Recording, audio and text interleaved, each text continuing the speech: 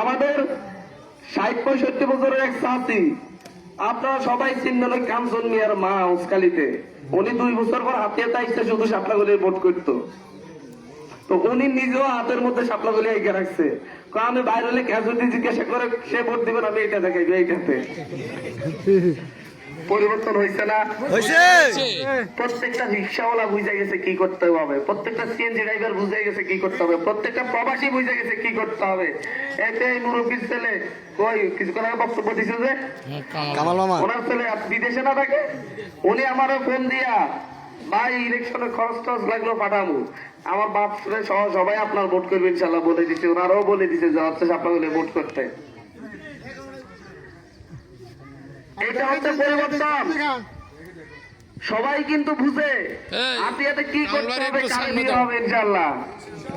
কামাল ভাই এই যে তরুণরা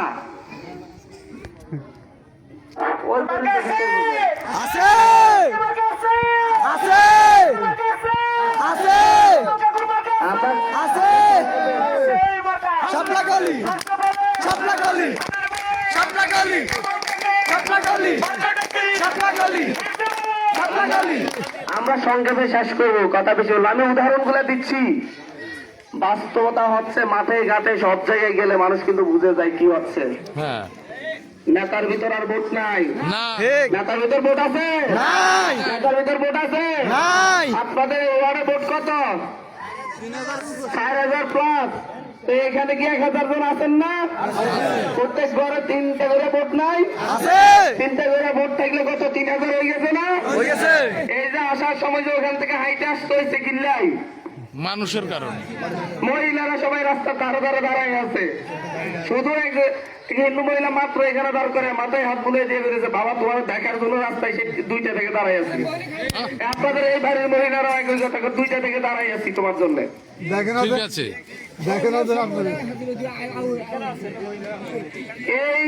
এই 12 তারিখের লড়াইয়ে দেখবেন ইনশাল্লাহ হাতিয়ার মানুষ তার আত্মমর্যাদার জবাব দিবে ইনশাল্লাহ।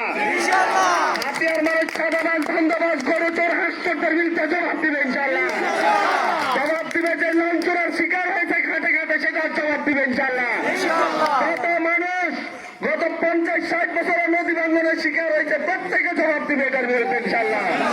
যত মানুষ তাদের ভূমিহীনরা যারা তাদের জমি বুঝে পাই নাই, প্রত্যেকটা মানুষ জবাব দিবে ইনশাল্লাহ। প্রত্যেকটা সিএনজি ড্রাইভার জবাব দিবে, তারা এতদিন যেই সাদা দেওয়া লাগছে সেটার বিরুদ্ধে জবাব দিবে ইনশাল্লাহ।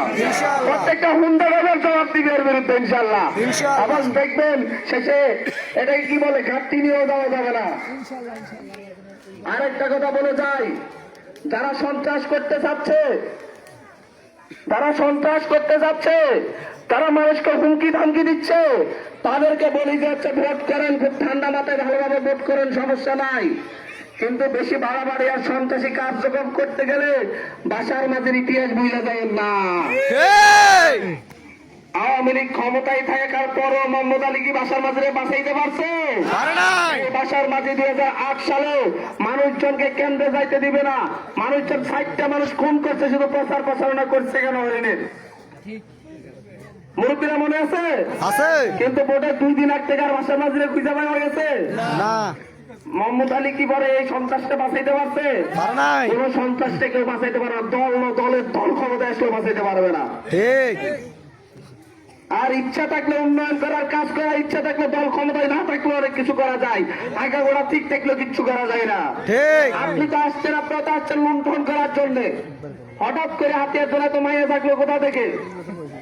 হ্যাঁ ঠিক।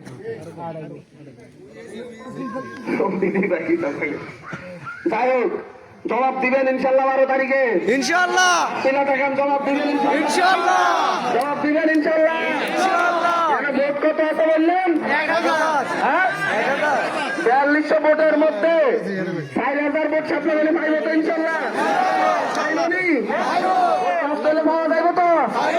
আমার বিশ্বাস হয়ে গেছে এখান থেকে বলতে আসলেই পাইব ইনশাল্লাহ। প্রত্যেকটা কেন্দ্রে ব্যালট বিপ্লব হবে। যেভাবে বিপ্লব হয়েছে 2024 সালে হাসিনার বিরুদ্ধে, গুলির বিরুদ্ধে, ঠিক একই ধরনের বিপ্লব হবে হাতিয়াতে সন্ত্রাসীদের বিরুদ্ধে, চাঁদাবাজদের বিরুদ্ধে, বাটপারদের বিরুদ্ধে এবং সকল লাঠিয়ালের বিরুদ্ধে জনতার বিপ্লব হবে, ব্যালট বিপ্লব ইনশাআল্লাহ। ইনশাআল্লাহ সকাল কেন্দ্রে চলে যাবেন ইনশাআল্লাহ। ইনশাআল্লাহ ভাইয়া ভোটটা দিয়ে আশপাশে চা খাইবেন, ইনশাল্লাহ।